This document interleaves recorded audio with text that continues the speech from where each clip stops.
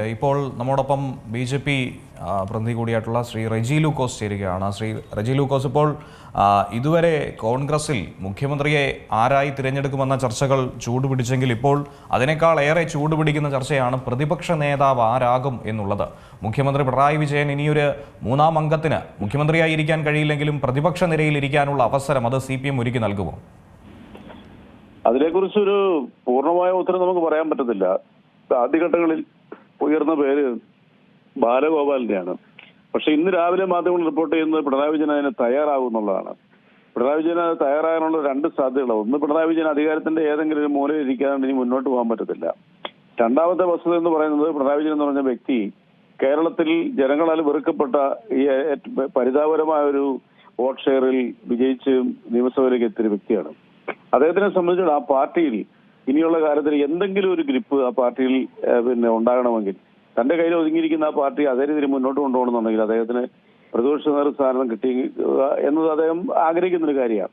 എനിക്ക് തോന്നുന്നത് പിണറായി വിജയനിലേക്ക് തന്നെ അത് എത്തിച്ചേരാനുള്ള സാധ്യതയാണ്. ഇപ്പോഴും നട്ടലുള്ള നേതാക്കന്മാർ ആ പാർട്ടി തീർത്തും കുറവാണ്. ഒരൊറ്റ ആൾ പോലും ഇല്ല. അതായത് ഇവരുടെ ദേശീയ സെക്രട്ടറി എം.എ. ബേബി പൊതുവെ ഒരു മാന്യനായ വ്യക്തിയാണ്.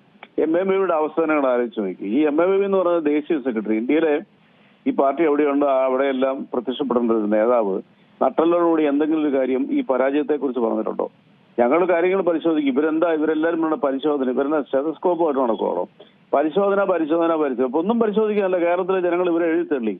കേരളത്തിലെ മുഖ്യമന്ത്രിയായിരുന്ന പിണറായി വിജയൻ ഏകാധിപത്യപ്പോലെ, അതായത് സത്യത്തിൽ തുറന്നു പറഞ്ഞാൽ ഉത്തരകൊറിയയിലെ കിം ജോങ് ഉന്നിനെ പോലെയാണ് അദ്ദേഹം കഴിഞ്ഞ കാലങ്ങളിൽ പ്രവർത്തിച്ചത്. യാതൊരു ജനാധിപത്യ മര്യാദ ഇല്ലാതെ കൊണ്ട് പ്രതിപക്ഷത്തുള്ളവരെല്ലാം അടിച്ചമർത്തുകയും വളരെ മോശമായ രീതിയിലുള്ള ഭാഷകളിൽ മറ്റുള്ളവരോട് സംസാരിക്കുകയും ഒരു മുഖ്യമന്ത്രിയുടെ പദത്തിന് അല്ലെ കസേരയ്ക്ക് യോജിക്കാത്ത വാക്കുകൾ തന്നെ പ്രയോഗിച്ച് തന്റെ മുഖം കേരളം മുഴുവനും തെരഞ്ഞെടുപ്പോടുകൂടി കോടാനുകോടികൾ മുടക്കി പ്രദർശിപ്പിച്ച് കേരളത്തിലെ പൊതുസമൂഹത്തിന്റെ പൊതുബോധത്തെ പോലും അപമാനിച്ച മുഖ്യമന്ത്രി പിണറായി വിജയനും സംഘവും ഇനി കേരളത്തിലെ ജനങ്ങളുടെ മുമ്പിൽ രാഷ്ട്രീയ പ്രവർത്തനത്തിന് വലിയ പ്രസക്തി ഉണ്ടെന്ന് എനിക്ക് തോന്നുന്നില്ല. നിസ്സാരമായ രീതിയിലുള്ള ഒരു സംഖ്യ മാത്രം, കേവലം 26 അംഗങ്ങൾ മാത്രമുള്ള CPM-ഉം 43-42 അംഗങ്ങളുള്ള പ്രതിപക്ഷവും കേരളത്തിലെ നിയമസഭയിൽ ജനങ്ങളുടെ ഒരു സാന്നിധ്യമായിട്ട് പോലും അവർക്ക് കാര്യങ്ങൾ അവതരിപ്പിക്കാൻ പറ്റുമെന്ന് എനിക്ക് തോന്നുന്നില്ല. എന്റെ ഒരു വിശ്വാസം ഏറ്റവും ഒടുവിൽ വരുന്ന വാർത്തകൾ അനുസരിച്ചാണെന്നുണ്ടെങ്കിൽ പിണറായി വിജയൻ പ്രതിപക്ഷ നേതൃസ്ഥാനം ഏറ്റെടുക്കും. കാരണം ഒരു പ്രതിപക്ഷ നേതാവ് എന്നുള്ള ഒരു സുരക്ഷിതത്വം അല്ലെങ്കിൽ ഒരു ചെറിയ അധികാര ലാഞ്ചന അദ്ദേഹത്തിന് കിട്ടാൻ വേണ്ടി അദ്ദേഹം പ്രവർത്തിക്കും. എന്തായാലും അദ്ദേഹം പ്രതിപക്ഷ നേതാവായാലും അദ്ദേഹത്തിന്റെ ചെയ്തികൾ, ദുർഭരണത്തിനെതിരെ ഉള്ള നിയമ നടപടികളും അന്വേഷണങ്ങളും ആരംഭിക്കേണ്ട കാലം ആയിരിക്കും ഒരുപക്ഷെ ഇനി അങ്ങോട്ട് വരാൻ പോകുന്നത്. അതിൽ പലരും കുടുങ്ങും. അദ്ദേഹത്തിന്റെ മകളുടെ ഭാഗത്തുനിന്നുണ്ടായിരിക്കുന്ന ഈ മാസപ്പടി വിവാദങ്ങളെ, അതുപോലെ തന്നെ അങ്ങനെ പല കാര്യങ്ങളും പല രീതിയിലും കിഫ്ബി എന്ന് പറയുന്ന സർക്കാരിന്റെ ഓർഗനൈസേഷനിൽ നിന്നും ഈ പാർട്ടി കേരളത്തിലെ ജനങ്ങളുടെ മുമ്പിൽ ഒരു മഹാരാജാവിനെ അവതരിപ്പിക്കാനായിട്ട് ചെലവഴിച്ച ഏതാണ്ട് 300 കോടി രൂപ തെരഞ്ഞെടുപ്പുമായിട്ട് ബന്ധപ്പെട്ടതിനൊക്കെ എതിരെയുള്ള ജനാധിപത്യ രീതിയിലുള്ള അന്വേഷണങ്ങളിലേക്ക് കടന്നുപോകും. അതുകൊണ്ട് വളരെ വ്യക്തമായിട്ട് തന്നെ നമുക്ക് വാർത്തകളിലൂടെ നിരീക്ഷിക്കാൻ പറ്റുന്നത് അദ്ദേഹം ആ പ്രതിപക്ഷ നേതാവിന്റെ പരിമിതമായ അധികാര കസേരയിൽ കയറിയിരിക്കാനുള്ള സാധ്യതയാണ് കൂടുതലെന്നാണ് എനിക്ക് തോന്നുന്നത്. ഇപ്പോൾ ഈ തെരഞ്ഞെടുപ്പിലൊക്കെ തന്നെ നമ്മൾ പരിശോധിക്കുകയാണെങ്കിൽ BJP-യെ സംബന്ധിച്ച് 2% വോട്ട് വിഹിതം വർദ്ധിപ്പിക്കാൻ ഇത്തവണത്തെ തിരഞ്ഞെടുപ്പിൽ സാധിച്ചു. 3 സീറ്റ് നേടാൻ കഴിഞ്ഞിരിക്കുന്നു. അതോടൊപ്പം 6 2-ാം സ്ഥാനത്ത് നിൽക്കാൻ കഴിഞ്ഞിരിക്കുന്നു. ഇതൊക്കെ തന്നെ LDF-ന്റെ പരാജയത്തിന് BJP നേടിയ വോട്ടുകൾ അത് ഏത് കേന്ദ്രങ്ങളിൽ നിന്നാണ്? തുടക്കത്തിൽ പറഞ്ഞ UDF-ന്റെ കേന്ദ്രത്തിൽ നിന്നായിരിക്കും വോട്ടുകൾ ചോരുന്നതെന്നാണ് പാർട്ടി സെക്രട്ടറിയും CPM നേതൃത്വവും ഒക്കെ തന്നെ കരുതിയത്. ശരിക്കും അത് ചോർന്നത് എവിടെ നിന്നാണ്? വാസ്തവത്തിൽ ചോർന്നുള്ള വാക്കല്ല അതിനകത്ത് ആപ്റ്റ്. കേരളത്തിലെ ജനങ്ങളിൽ BJP-ക്ക് നൽകിയിരിക്കുന്ന വലിയൊരു അംഗീകാരം നിശ്ചയമായിട്ട് CPM പ്രവർത്തകരിൽ നിന്ന് ഞങ്ങൾക്ക് വോട്ട് ലഭിച്ചിട്ടുണ്ട്. എനിക്കതിനെ അറിയാം. പലയിടത്തും തെരഞ്ഞെടുപ്പ് പ്രചരണങ്ങളുടെ പരിപാടികൾ പങ്കെടുക്കാനായിട്ട് പല ജില്ലകളിൽ സഞ്ചരിച്ചപ്പോൾ ജനങ്ങളിൽ ഈ രാഷ്ട്രീയ പ്രസ്ഥാനത്തിനോട് ഗുഡ് ബൈ പറഞ്ഞ് യഥാർത്ഥ വികസനം പറയുന്ന, രാജ്യത്തിനോടൊപ്പം സഞ്ചരിക്കാൻ ആഗ്രഹിക്കുന്ന രാഷ്ട്രീയ പാർട്ടിയിൽ പ്രവർത്തിക്കുന്ന BJP-ക്കൊപ്പം പങ്കുചേരാനായിട്ട് തയ്യാറായ നിരവധി സഖാക്കളെ നേരിട്ട് കാണാൻ പറ്റി. ഇപ്പം CPM-ൽ നിന്ന് അണികൾ കൊഴിഞ്ഞിരിക്കുന്നത് അതിനകത്ത് ഏറ്റവും വലിയ തെളിവാണല്ലോ. ഭയാനകമായ രീതിയിൽ ആ പാർട്ടിയെ വേട്ടയാടുന്ന തെളിവാണ് അമ്പലപ്പുഴയിലും കണ്ണൂരും തളിപ്പറമ്പിലും കണ്ടത്. അപ്പൊ നമ്മൾ മനസ്സിലാക്കുക, അമ്പലപ്പുഴയിലും തളിപ്പറമ്പിലും പയ്യന്നൂരിലും നമ്മൾ കണ്ടത്. അവിടെയെല്ലാം വോട്ടുകൾ ചോർന്നത് തീർച്ചയായിട്ടും CPM-ൽ നിന്നാണ്. അതിന്റെ വലിയൊരു വിഹിതം കേരളത്തിലെ NDA-ക്ക് അനുകൂലമായിട്ട് വന്നു എന്നുള്ളതായിരുന്നു നിസ്സംശയം പറയാം. തന്നെയുമല്ല, CPM-ൽ നിന്നും ഗുഡ് ബൈ പറഞ്ഞിരിക്കുന്ന ആളുകളിൽ ഭൂരിപക്ഷം വന്നിരിക്കുന്നത് BJP-യോടൊപ്പമാണ്. BJP പറയുന്നത് ശരിയുടെ രാഷ്ട്രീയത്തിനോടൊപ്പം ചേർന്നതായിട്ട് വ്യക്തമായ തെളിവുകളുണ്ട്. 2% മാത്രമല്ല, ഏതാണ്ട് 3% വോട്ട് ഉയർത്തുന്നതും മാത്രമല്ല, കേരളത്തിലെ നിയമസഭയിൽ ഒരു ശക്തമായ പ്രതിപക്ഷ സാന്നിധ്യമായി BJP മാറുന്നു. 3 അംഗങ്ങൾ പരിണിതപ്രജ്ഞനായിട്ടുള്ള രാജീവ് ചന്ദ്രശേഖർ, അദ്ദേഹം 18 വർഷം രാജ്യസഭയിൽ പ്രതിനിധീകരിച്ചു. 3.5 വർഷം കേന്ദ്ര സർക്കാരിൽ സഹമന്ത്രി സ്ഥാനം വഹിച്ചു. സുസ്ഥിരമായ സേവനം വഹിച്ചു. അതുകൂടാതെ തന്നെ വി മുരളീധരനെ സംബന്ധിച്ചോളം അദ്ദേഹത്തിന്റെ രാഷ്ട്രീയ ട്രാക്ക് റെക്കോർഡുകൾ നമുക്ക് എല്ലാവർക്കും അറിയാം. അദ്ദേഹം കേന്ദ്രത്തിൽ വിദേശകാര്യ പാർലമെന്ററി കാര്യ സഹമന്ത്രിയായിരുന്നു. അന്ന് അദ്ദേഹത്തിന്റെ നടപടികൾ മുഴുവൻ രാജ്യം വളരെയധികം ശ്രദ്ധയോടെ കേട്ട ആളാണ്. അദ്ദേഹത്തിന്റെ പരിണിതപ്രജ്ഞമായിട്ടുള്ള രാഷ്ട്രീയ അനുഭവങ്ങളും കേരള നിയമസഭയിൽ ഒരു വലിയ പ്രതിപക്ഷ ശബ്ദമായിട്ട് പോരും. പിന്നെ ഗോകുമാർ സാറ് കേരളത്തിലെ രാഷ്ട്രീയത്തിൽ നിറഞ്ഞു നിന്നൊരു വ്യക്തിയാണ്. പ്രത്യേകിച്ച് അദ്ദേഹത്തിന്റെ മണ്ഡലങ്ങളിൽ അദ്ദേഹം നിറഞ്ഞു നിന്ന് ജനങ്ങളോടൊപ്പം പ്രവർത്തിച്ചതിന്റെ പരമായിട്ടാണല്ലോ അദ്ദേഹത്തിന് ഈ വലിയ അംഗീകാരം നല്ല സ്ഥാനം നൽകിയത്. അപ്പൊ അതുകൊണ്ട് 30 തുല്യമായ ഒരു ശബ്ദമായി പ്രതിപക്ഷത്തിന്റെ സാന്നിധ്യമായി നിയമസഭയിൽ മുഴങ്ങും. BJP ഇനി കേരളത്തിൽ 2 മുന്നണികൾക്ക് പ്രസക്തിയുള്ളൂ. ഇപ്പോൾ ഭരണത്തിലേറുന്ന UDF-നും NDA മുന്നണിക്കും നാളുകളിൽ ഈ 2 മുന്നണികൾ തമ്മിലായിരിക്കും കേരളത്തിൽ രാഷ്ട്രീയപരമായ രീതിയിലുള്ള സംവാദങ്ങളും പ്രവർത്തനങ്ങളും എല്ലാം നടക്കുക. LDF എന്ന് പറഞ്ഞ രാഷ്ട്രീയ മുന്നണി ഇവിടെ അപ്രസക്തമായിരിക്കുന്നു.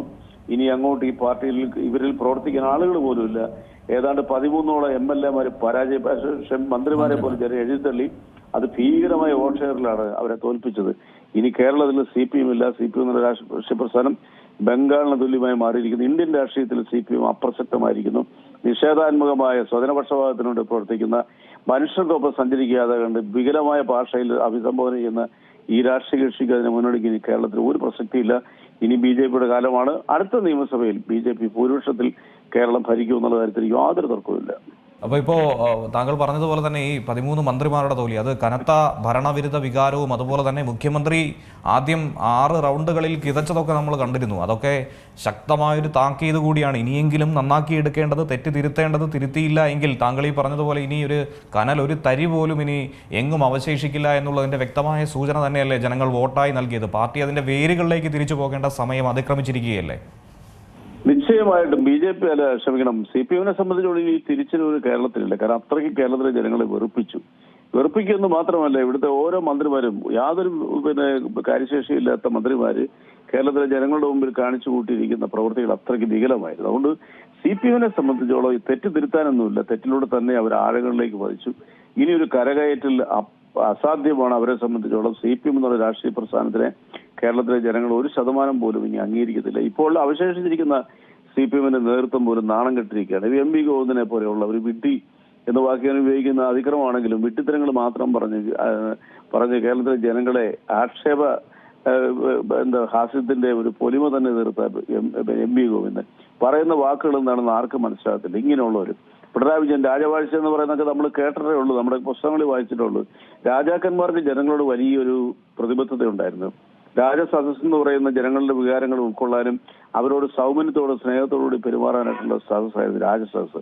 എന്നാൽ കേരളം ഭരിച്ച 10 വർഷം രാജാക്കന്മാരെ പോലും കടത്തി വെട്ടിക്കൊണ്ട്, ഞാൻ പറഞ്ഞല്ലോ, ഹിറ്റ്ലറെ പോലെയും അതുപോലെ സ്റ്റാലിനെ പോലെയും കിങ് ജോണിനെ പോലെയൊക്കെ ഉള്ള ശൈലിയേക്കാളും കഠിനമായ ഒരു ശൈലി ജനാധിപത്യ കേരളത്തിൽ അവതരിപ്പിച്ച പിണറായി വിജയൻ ഞാൻ പോലും അതിനോടൊപ്പം സഞ്ചരിച്ച ആളാണ് 10-15 വർഷക്കാലം.